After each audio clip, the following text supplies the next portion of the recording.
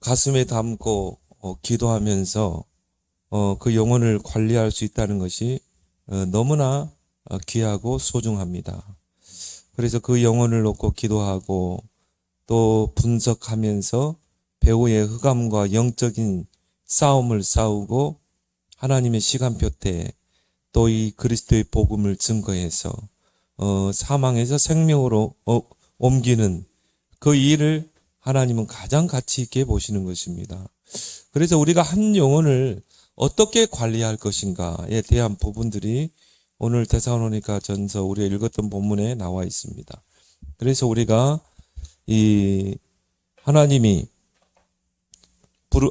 부름받은 전도자로서 전도자의 영혼 관리, 우리 주변에 많은 영혼들이 있죠. 하나님의 그 많은 영혼들이 우리를 통해서 구원받기를 원하십니다. 우리가 지금은 복음을 전하면 완강하게 거부하기도 하고 거의 대부분이 그렇죠. 사람이라는 것은 자기 현실에 갈급한 문제가 없으면 절대 하나님이 필요가 없습니다. 복음이 필요 없어요. 근데 이 사람에게 진짜 갈급한 문제, 가정의 문제, 경제 문제, 질병의 문제, 이런 문제가 왔을 때는 사람은 갈급하게 돼 있어요. 그때는 하나님의 시간표가 또 예비된 자에게 임하게 되죠. 그때까지 우리는 영혼을 계속 관리하면서 오늘 데살로니가는 1장 1절에서 8절에 한 영혼을 관리하는데 우리가 꼭 참조해야 될 부분이 나오죠. 그래서 예수님께서 이 마태복음 13장에 여러 가지 비유로 설명하시는 가운데 47장 7절 48절에 보니까 이 그물 비유가 나오죠. 우리가 큰 물고기를 잡으려면 배를 준비하고 그물을 준비해서 저 푸른 바다에 가서 그물을 내리지 않겠느냐. 그리고 그물로 끌어오면 어떻게 됩니까? 큰 고기도 있고 작은 고기도 있겠죠. 큰 고기는 이제 뭡니까? 바구니에 담고, 또 작은 고기는 우리가 전에는 가두리 양식이나 이런 것들이 없었기 때문에 버렸지만 지금은 어떻게 합니까?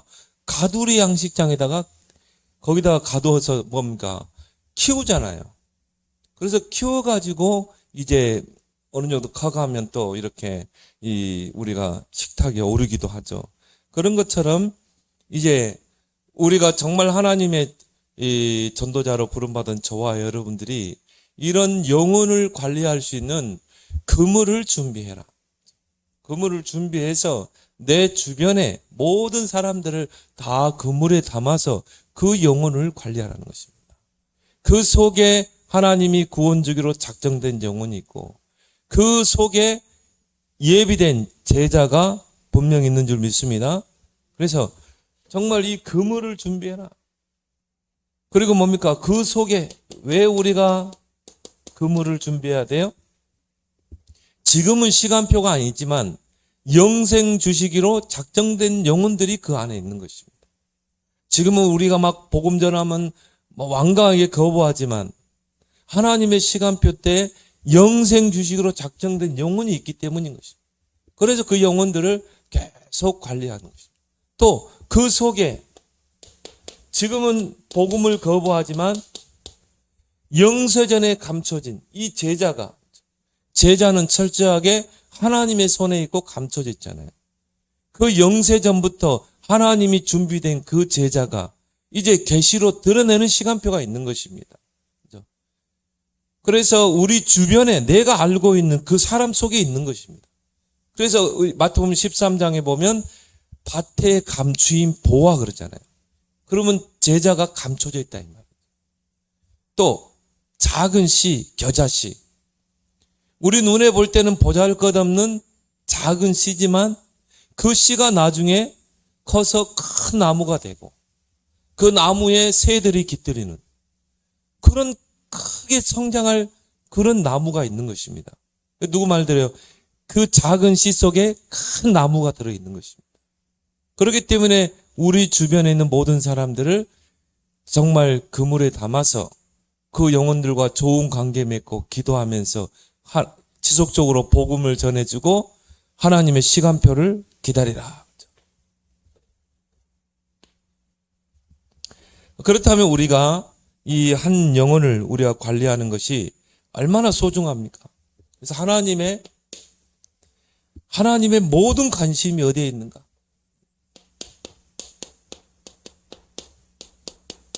하나님의 모든 관심은 영혼 구원입니다.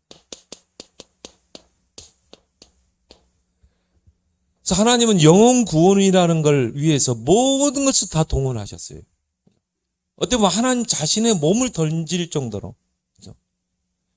정말 창세기 3장, 이 땅의 모든 사람들은 다 하나님을 떠나 죄와 사단의 권세 아래 있잖아요. 그래서 하나님은 그들을 그냥 버려두지 않으시고 하나님은 그 영혼들을 구원하는 계획을 세우신 것입니다. 그래서 하나님의 모든 관심이 여기에 있는 것입니다. 이걸 위해 하나님이 모든 걸 다 하셨잖아요. 아담이 범죄했을 때 처음부터 하나님이 영혼이 구원받을 그 복음을 주셨잖아요. 여자의 후손이 뱀의 머리를 상하게 할 것이다. 아담이 범죄했을 때 처음부터 구원의 길을 주신 거예요. 그래서 영혼 구원은 하나님의 절대 계획이다.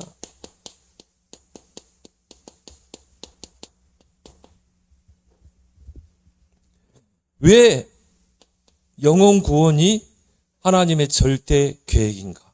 창세기 3장 이후로 모든 사람은 전적으로 부패해 있기 때문에 죄로 인해서 부패된 영혼이 부패되어 있다 이 말. 그리고 뭡니까? 구원에 대해서는요 전적으로 무능하다. 절대 죄의 권세, 사단의 권세, 지옥 권세에서 빠져나올 수 없는 상태가 된 것입니다. 로마서 3장 10절에 보니까 의인은 없나니 하나도 없고 다 죄인이다. 아담 이후로 모든 인류는 다 죄 가운데 있고 모든 사람이 죄를 범하였음에 하나님의 영광에 이르지 못하여 다 하나님을 떠난 상태죠.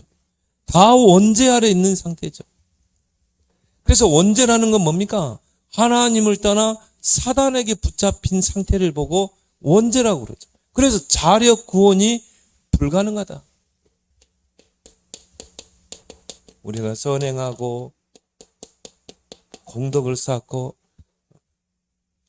아무리 공로를 많이 쌓아도 자력 구원이 절대 불가능하기 때문에 이에 하나님의 영혼 구원은 하나님의 절대 계획인 것입니다. 그래서 베드로전서 1장 9절에 믿음의 결국은 영혼이 구원받는 것이다. 그 말은 뭔 말합니까? 하나님께서 예수 그리스도를 통해서 십자가에서 구원을 완성하신 거예요. 그리고 예수 그리스도를 구원자로 믿는 자에게 구원받는 길을 여신 것입니다. 그래서 그 예수 그리스도를 구원자로 믿기만 하면 영혼이 구원받도록 하나님이 다 작업을 해놓으신 거예요. 우리가 선행과 공덕으로 그 나의 그런 노력으로 구원받는 게 아니라 예수 그리스도께서 완전한 구원을 이루셨기 때문에 그 예수 그리스도를 누구든지 주의 이름을 믿고 부르면 구원받도록 하나님께서 모든 걸 다 해놓으신 것입니다. 디모데전서 2장 4절에 하나님은 모든 사람이 구원을 받으며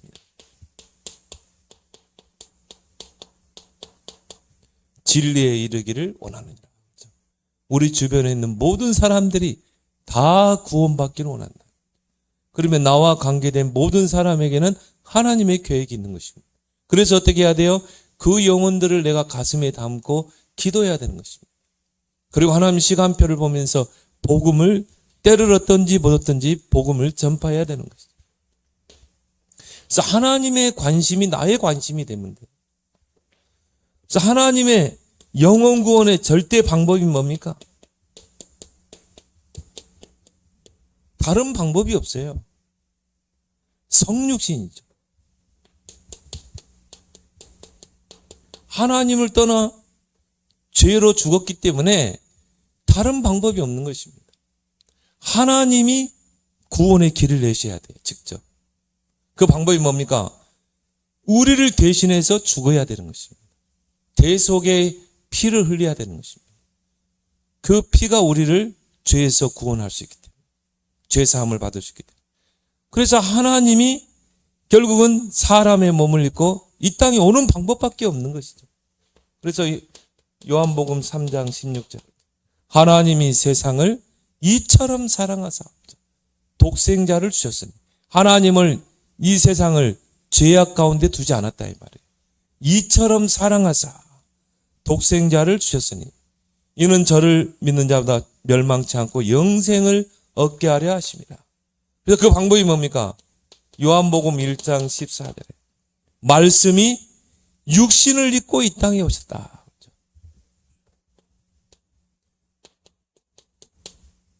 바로 하나님이 구원의 길을 내셨는데 그 하나님이 직접 말씀을 입고 이 땅에 육신으로 오셨다. 그래서 빌립보 2장 1절 10절에 그분은 바로 하나님의 본체이셨다. 자, 하나님의 본체이신 예수 그리스도는 누구라고요? 하나님의 본체이셨다.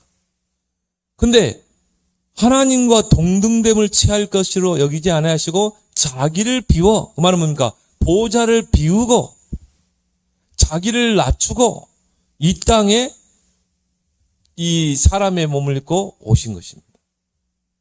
그걸 우리가 이제 비하라고 그러죠.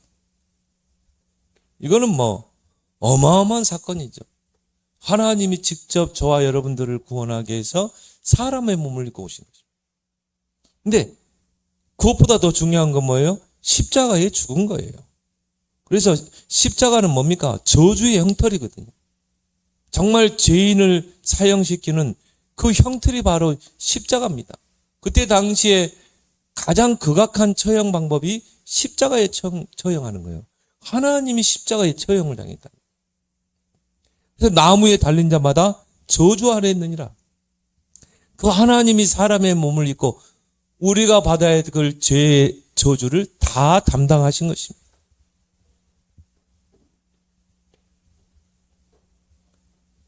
그 사람의 몸을 입고 오신 그 예수님께서 로마서 5장 8절에 십자가를 통해서 구원의 길을 여셨죠. 그래서 우리가 죄인 되었을 때 그리스도께서 우리를 위하여 십자가에 죽으심으로 하나님께서 우리에게 대한 자기의 사랑을 확증하셨는데, 예수님이 십자가에서 운명하시기 전에 마지막 다 이루었다, 구원을 완성하셨다. 이게 바로 뭡니까? 하나님의 영혼 구원의 계획인 것입니다. 방법인 것이죠. 그래서 우리가 복음의 핵심은 뭡니까? 바로 성육신 하신 그리스도. 그리고 뭡니까? 십자가 지신 예수 그리스도. 그리고 부활하신 예수 그리스도.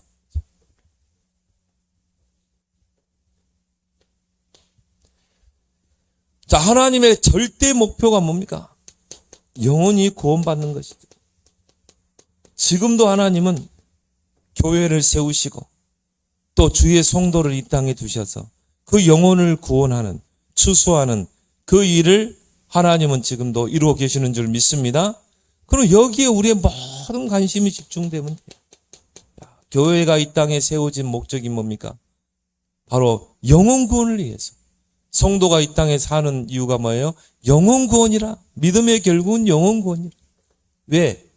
하나님이 영혼을 구원하는 방법이 바로 전도기 때문에. 그래서 많은 사람이 미련하다고 하는 그 전도에 미련한 것으로 많은 저 영혼들을 구원하기를 하나님이 기뻐하셨느니라. 전도는 그 십자가의 도를 우리가 전하는 것이죠.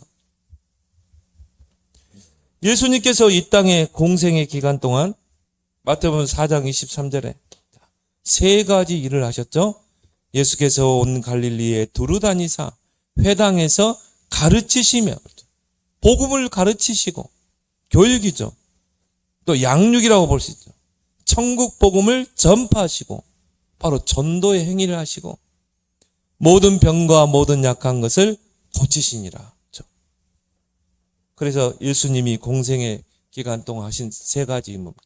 복음 전파, 양육, 제자로 양육하고 그리고 치유 사역을 병행하신 것입니다. 오늘날 교회가 회복해야 될 세 가지죠. 그래서 우리가 3시대를 여는 이유가 여기 있는 것입니다. 예수님께서 제자들을 부르실 때, 자, 내가 너희를 부른 것은 함께 있게 하며 또 보내사 전도도 하며 귀신을 내어 쫓는 권세도 있게 하려 합니다. 하나님이 저와 여러분들을 부르신 세 가지 목적이 있죠. 함께 하기 위해서 바로 구원 주시기 위해서 부르셨고 또 우리를 통해서 전도의 축복을 누리게 하기 위해서 또 우리 주변에 이런 흑암의 세력이 존재하고 많은 영혼들을 붙잡고 있기 때문에 귀신을 내어 쫓는 권세도 있게 하려 하십니다.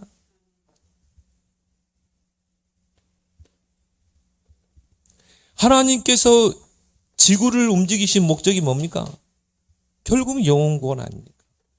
결국 전도 아닙니까? 하나님은 전도 중심으로 지구를 움직이잖아요. 하나님께서 역사를 움직이는 것도요, 전도 때문에.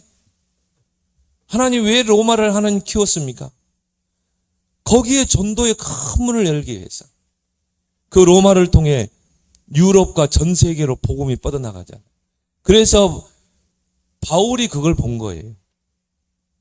이 복음이 가장 빨리 확산되고 세계 복음화가 가장 빠른 길은 저 로마를 공략하는 것이다.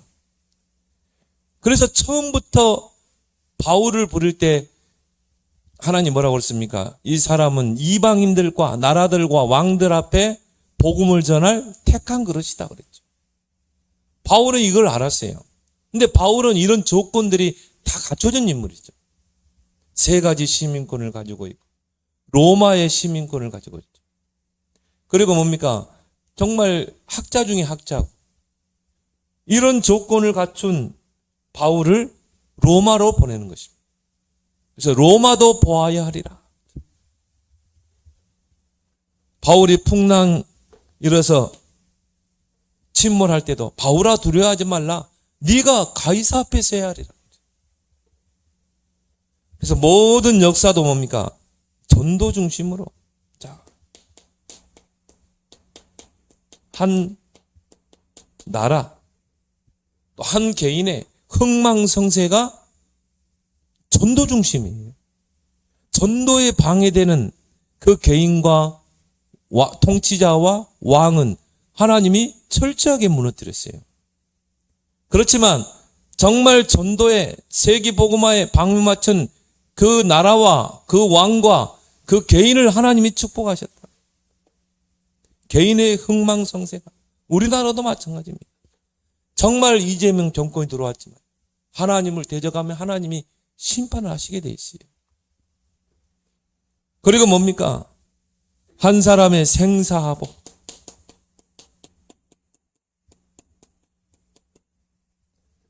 그 생사하복도 뭡니까?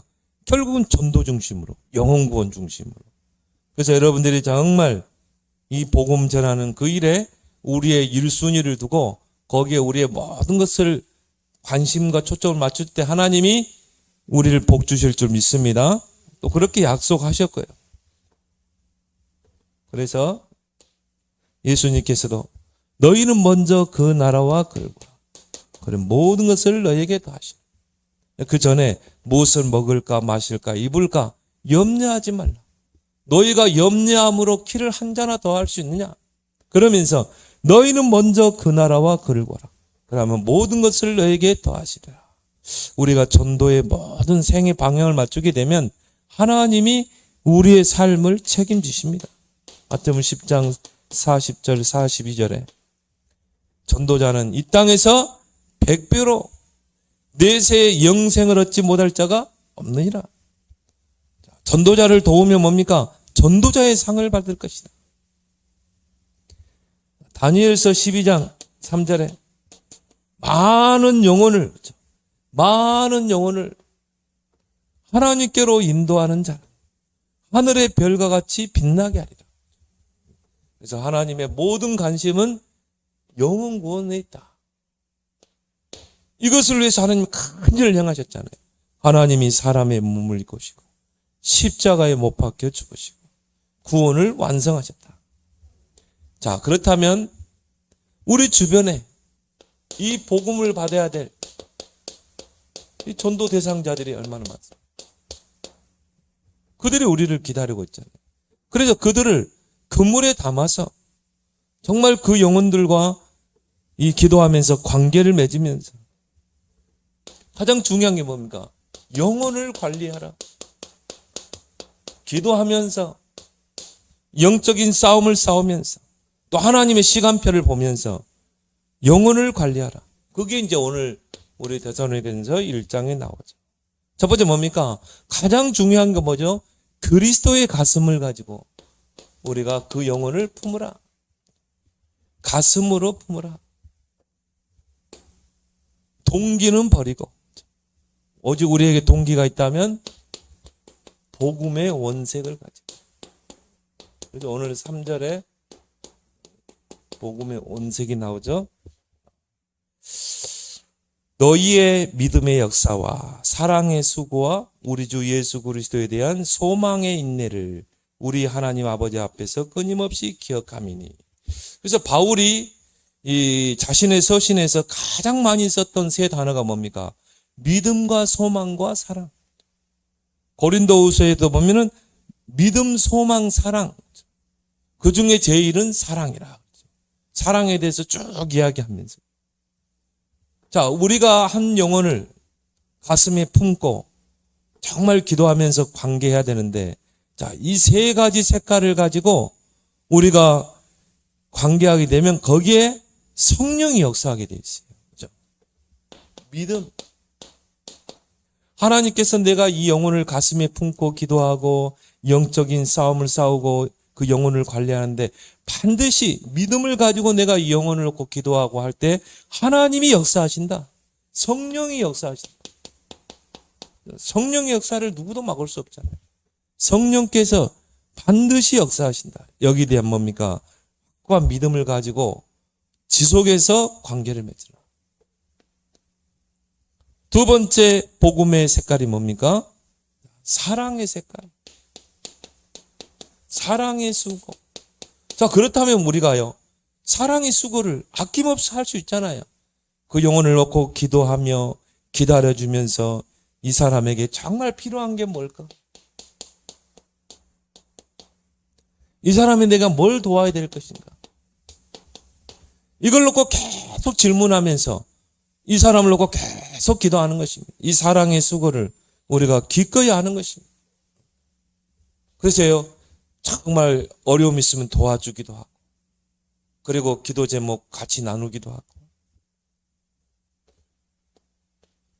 소망 중에 소망이 있는 사람은 인내할 수가 있다. 소망의 인내를 우리 하나님 앞에서 기억하면 되겠죠.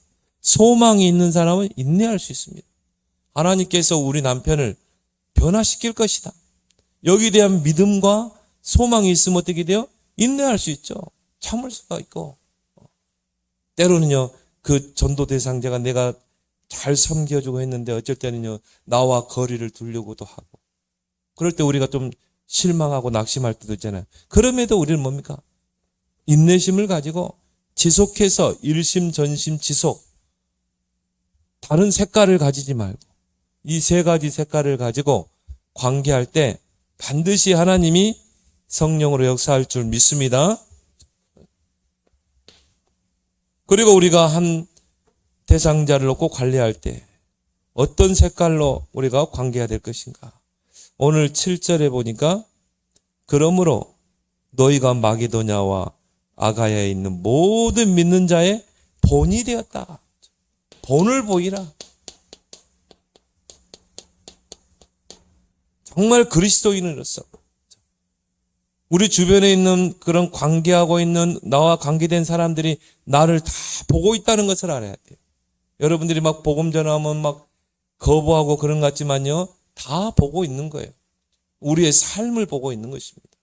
어떻게 보면 우리가 전하는 이 복음보다 우리의 삶을 보고 있다고 봅니다.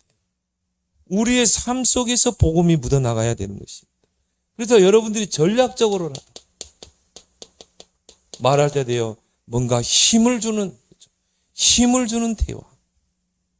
긍정적인 대화. 그래서 하나님은 하신다. 내가 기도하고 있다. 저는 이제 불신자에게, 주변의 불신자에 그런 이야기 많이 합니다. 제가 기도하고 있습니다. 불신자들이 굉장히 좋아합니다.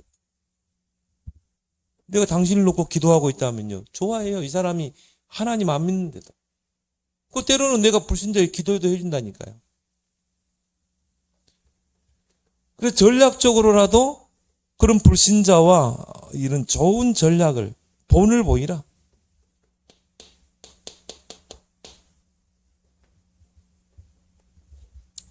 그래서 빌립보 1장 27절에도 뭡니까? 우리가 진짜 복음을 가졌다면 복음에 합당한 삶을 살아야 된다.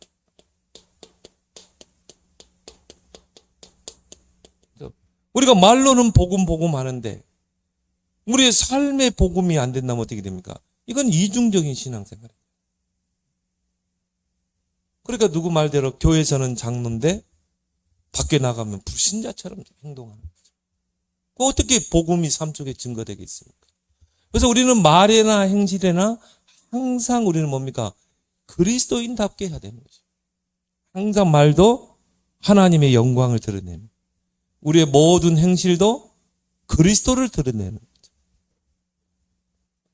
우리가 받은 복음과 삶이 일치되는 거죠. 이런 삶 우리가 살아야 할 줄 믿습니다. 그래서 우리 주변에 있는 사람들이 딱 보고요. 대부분 그러잖아요. 교회에 대한 부정적인 그런 생각들을 가지고 있잖아요. 근데 저 사람을 보니까 정말 하나님 살아계심이 정말 느껴진다. 이 정도 딱 와야 이 사람이요 마음문을 조금 여는 거예요. 거기다 더 계속 이 색깔을 가지고 관계하고 접근하게 되면 어떻게 돼요? 어느 날 이 사람이 예비된 사람이라면 갈급한 상황이 딱 처하게 되는 거죠. 사람이라는 것은요, 내가 정말 어려운 문제가 오면 누군가와 상담하고 싶어지거든요. 자기의 그 고민을 누구하고 이렇게 좀 들어줄 사람을 찾는다 이 말이에요. 누구에게 나의 진심을 털어놓겠습니까?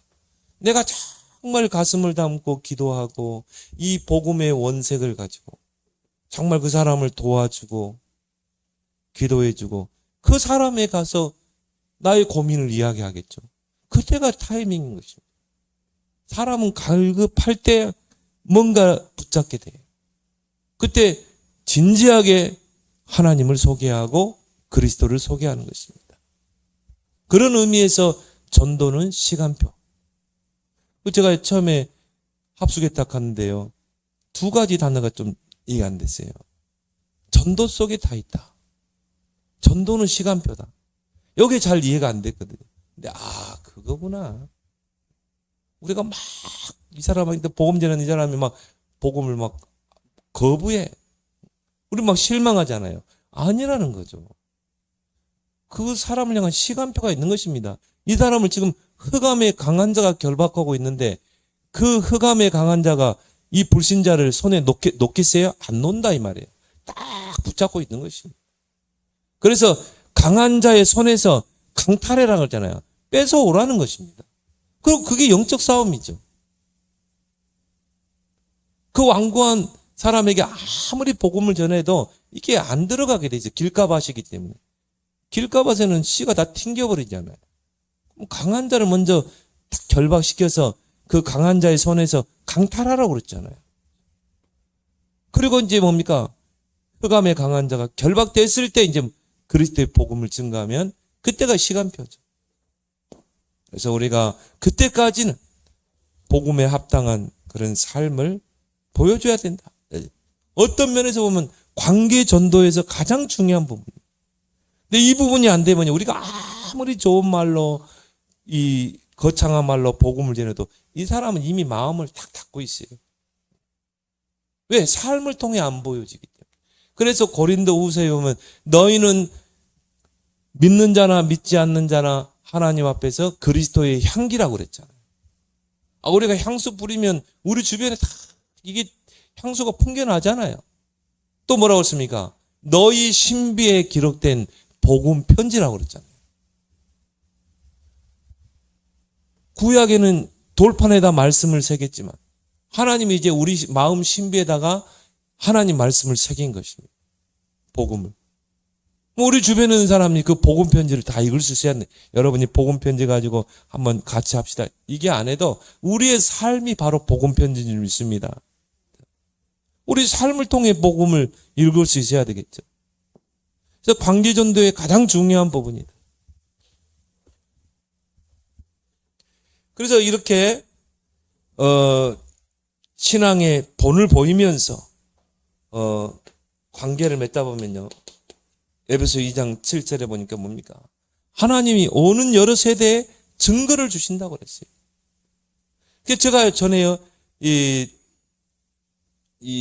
신앙하기 전에 이렇게 직장에서 식사하잖아요. 저는 의도적으로 기도했어요.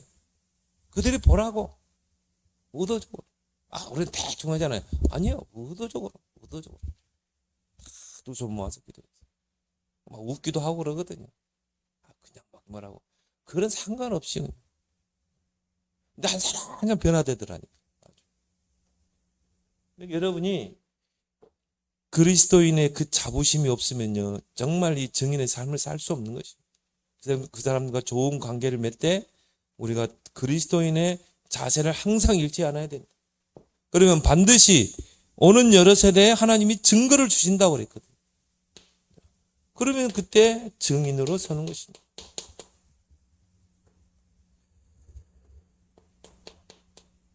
그 증거는 뭡니까?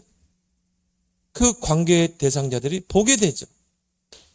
그러면 증인으로 서게 됩니다. 오면은 이제 증인으로 서는 것입니다. 그래서 여러분과 관계하는 모든 사람에게는 시간표가 있다. 누구 말대로 왕생 고구마. 가마솥에다 고구마를 찌는데요. 뚜껑 열어보고 또 젓가락으로 찔러보고 왕생 고구마. 표현이 잘 된 것 같아요. 그 다음에 또 불로 지펴가지고 또 뭡니까? 그러면 기도의 불을 계속 대상자를 놓고 하다가요. 또 찔러보면요. 생 고구마, 덜 익은 고구마. 이제 푹 들어가면 뭡니까? 익은 고구마. 모든 사람에게는 다 시간표가 있는 거예요. 그 중에 뭡니까? 구원주기로 작정된 자에게. 그러면서 그 시간표를 보면서 좋은 관계를 맺는 것입니다. 또 뭡니까? 이정표가 있다. 우리가 이정표를 보고 길을 가잖아요. 그 사람의 이정표가 보이죠? 이 사람이 문이 될 사람도 있고요. 이 사람을 통해 또 관계된 사람이 있을 수 있고, 또 이 사람이 지속할 사람일 수도 있고, 그리고 이 한 개인에 대한 목표가, 하나님 목표가 있을 수 있고요. 이거를 우리가 이제 사인이라고 그러죠. 이걸 우리가 잘 볼 수 있어야 합니다. 우리가 한 영혼을 관리할 때 어떻게 해야 되는가? 그러면서 오늘 8절에 뭐라 나왔습니까? 주의 말씀이 너희에게로부터 마게도냐와 아가야에만 들릴 뿐 아니라 하나님을 향하는 너희 믿음의 소문이 각처에 퍼졌으므로 우리는 아무 말도 할 것이 없다. 이러면요, 자, 내가 직장 안에서, 내가 소속된 그 현장에서 소문이 나게 되죠. 야, 정말 우리 그 분은 참 보니까 믿음 생활 잘한다. 저분을 가면 뭔가 평안하다. 이 소문이요, 탁 나게 돼요. 우리를 통해 좋은 소문이 나야 되겠죠. 특히 뭡니까? 복음에 대한 소문이 나. 그러면 이제 뭡니까? 지속하게 되는 거예요.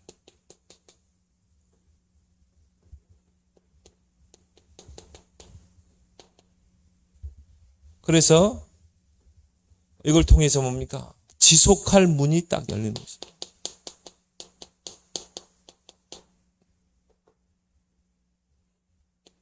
또 지속할 수 있는 시스템이 세워지는 거죠. 이제 그 속에서 하는 예비된 자가 딱 나오는 것입니다. 그걸 통해 이제 뭡니까? 시간에 따라서 교회와 재생산화.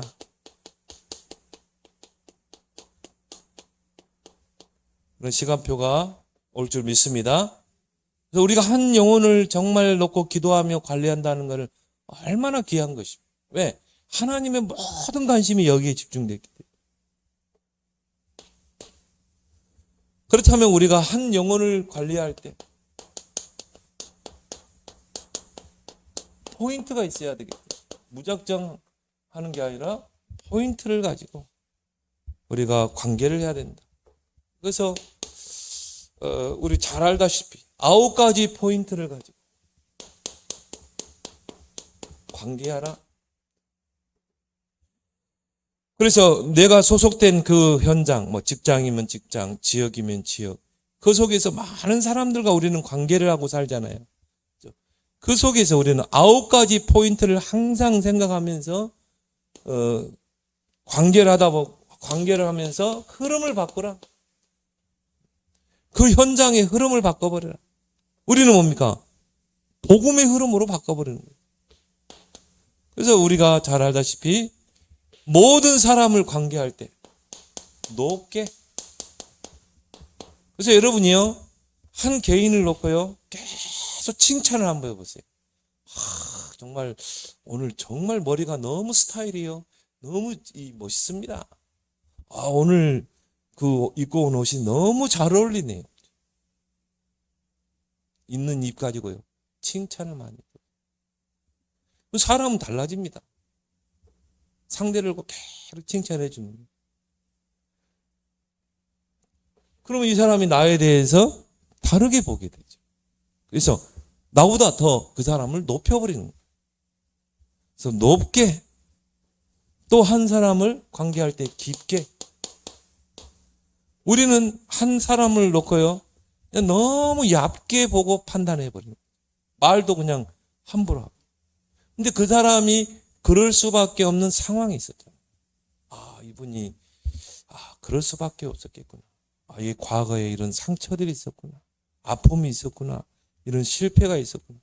그래서 한 영혼을 놓고 기도하면서 좋은 관계를 맺다 보면 딱 보이잖아요. 이분이 그러니까 이런 이 말을 할 수밖에 없고, 이렇게 트러블 메이커들 있잖아요. 그런 사람을 깊게 보면 이해할 수 있고 수용할 수 있고 포용할 수도 있는 것입니다. 한 사람을, 여러분 영혼을 관리할 사람이기 때문에, 분들이기 때문에 한 사람을 놓고도 진지하게 관계를 맺으라. 그리고 넓게 보라. 좁게 보지 말고. 우리가 미리 단정하지도 말고 저 사람은 안 돼. 그럼 우리가요 좁게 보는 거예요. 오네시모라는 그 도둑놈을 우리가 바울이 깊게 안 봤으면 어떻게 되겠어요? 그냥 하나의 같은 깜빵에 있는 하나의 동료로밖에 못 보는 거죠. 근데 바울은 그렇게 안 봤잖아요. 이 사람이 이 감옥에까지 왔을 때는 얼마나 많은 영적 문제가 있겠어요. 또 상처도 있었겠고. 그래서 이 오네시모를요 완전히 전도자로 바꿔버리죠. 그러려면 이 한 개인에 대한 정보를 잘 분석하는 게 중요하죠. 그래서 관계가 중요한 것입니다. 지속적인 관계를 통해서 이 사람에 대해서 점점 알아가는 거죠. 분석.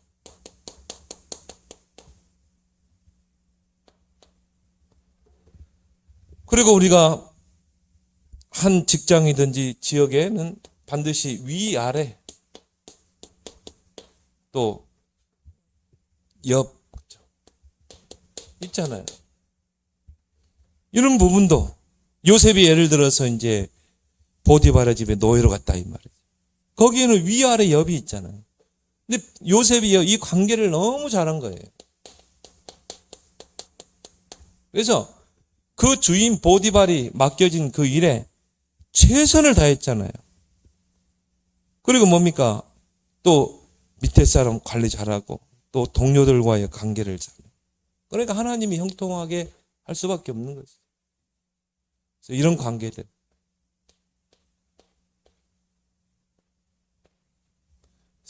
윗사람을 존경하고 아랫사람에게 정말 존경받고, 그러면서 한 개인을 놓고 관계할 때도 우리는 이 사람의 과거, 현재, 미래까지 동시에 같이 봐야 된다. 또 현재 이 사람이 드러난 것이 있잖아요. 아, 저 사람이 왜 저러지? 그죠? 그렇게 할 수밖에 없는 과거가 있는 것이죠. 어떤 사람 보면요, 과거를 너무 생생하게 기억해요. 와, 정말 대단하더라고. 우리도 몰랐던 과거를 다 이야기해요. 야, 영적으로 심각한 사람, 과거를 너무 생생하게 기억합니다. 그럼 우리가 막 이상할 수 있잖아요. 저 사람 왜 그 과거 끝났는데? 아니에요. 이 사람은 여기에 지금 머물러 있는 거예요. 그러니까 이 정서적인 발전이 안 되는 거죠. 이 정서적으로 건강한 사람은 뭡니까? 과거를 다 잊잖아요. 과거 이미 지나가는 거. 다시 기억하지도 말고 생각하지도 말라. 지금 오늘이 중요하잖아요. 그래서 이런 사람은 우리가 뭡니까? 과거를 안다면 이해할 수 있는 거죠. 아, 그럴 수밖에. 그래서 이 사람을 도와주고 세워주고 기도해주고, 그러면 이 사람 미래까지 보는 것입니다. 이 사람을 내가 정말 좋은 관계하고 복음으로 도와주고 기도의 배경이 되면 하나님이 이 사람을 세울 것이다. 오히려 그 과거의 상처가 다른 사람을 살릴 메시지가 될 것이다. 그래서 바울은요, 중요한 사람 만났을 때는 자신의 과거를 이야기하죠. 부끄럽잖아요. 내가 이런 사람이었어. 내가 바리새인 중에 바리새인이었고 정말 예수 믿는 사람 잡아들였는데 내가 앞장섰던 사람이고, 스데반 집사 사형시키는데 돌로 쳐서 죽이는데 내가 증인으로 섰던 사람입니다. 그러면서 그러나 이제 나의 삶은 이렇게 바뀌었습니다. 그렇죠? 나의 BC와 AD를 잘 설명해야 되는 거죠. 주전주후를. 한 사람을 놓고 관계할 때도 과거, 현재, 미래를 같이 보라. 그러면서 뭡니까? 관계를 하면서 세 가지 사인을 잘 봐야 된다. 그 한 사람의 반드시 시간표가 있다. 그래서 조급하지 않고, 또 뭡니까? 관계를 무너뜨리지 말고 지속적으로 시간표를 보면서 관계하는 거죠. 그리고 뭡니까? 이정표를 보면서 하나님께서 이 사람을 어떻게 인도하시는지 잘 보는 것입니다. 그래서 한 개인의 뒷면도 보고, 그리고 뭡니까? 반대면, 또 이 한 개인을 거꾸로도 보고, 그리고 하나님이 이 사람을 향한 분명한 목표 있다. 하나님을, 그 사람을 세우세요. 정말 다메섹의 그 역사와 함께 하나님이 쓸지 그런 우리는 모르거든요. 그래서 세 가지 마인드를 가지고 관계하라. 누가복음 15장에 1절에서 32절에 자, 잃어버린 것에 대해서 세 가지가 나오죠. 자, 잃어버린 양, 잃어버린 드라크마, 또 잃어버린 아들. 예수님이 왜 이 비유를 설명했겠습니까? 그렇죠? 우리 주변에 잃어버린 영혼이 있는 것입니다. 그걸 우리 보고 찾으라는 거예요. 그래서 우리 주변에 잃은 양과 같은 그 한 마리의 양을 찾기 위해서 99마리를 들에 두고 정말 찾아 나서는 그 목자의 그런 심정으로 관계를 해라. 이 처녀가요, 자기가 처녀라는 증표가 드라크마잖아요. 그 드라크마를 잃어버렸어요. 어떻게 하겠어요? 밤을 새워서 집을 뒤지는 것입니다. 그리고 집 나간 아들을 아버지가 학수고대에 기다리는 것입니다. 세 대상자의 특징이 뭐예요? 찾음에 기뻐하고 잔치를 했다. 이런 심정을 가지고, 잃어버린 영혼을 찾는 심정을 가지고. 또 마태복음 13장에 1절에서 비유로 설명했죠. 58절까지 많은 비유가 나오죠. 거기에 공통된 특징이 뭡니까? 숨겨졌다. 숨겨진 보화, 숨겨진 진주.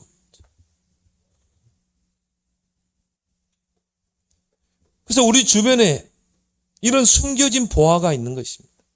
그걸 찾는 마인드를 가지고 정말 값진 진주 하나 찾기 위해서 뭡니까? 곳곳에 마을을 돌아다니잖아요. 근데 진짜 값진 진주 하나를 찾았어요. 전 재산을 팔아서 그걸 사죠. 이런 마인드를 가지고 우리가 영혼을 관리하라. 그러면 반드시 시간표가 오는데 로마서 16장 25절 27절 영세전에 감춰졌다가 하나님이 시간표가 되면 드러내는 줄 믿습니다. 시간표를 딱 움직이는 것입니다. 그래서 전도자의 영혼 관리, 그걸 누구에게? 저와 여러분들에게 맡겠습니다.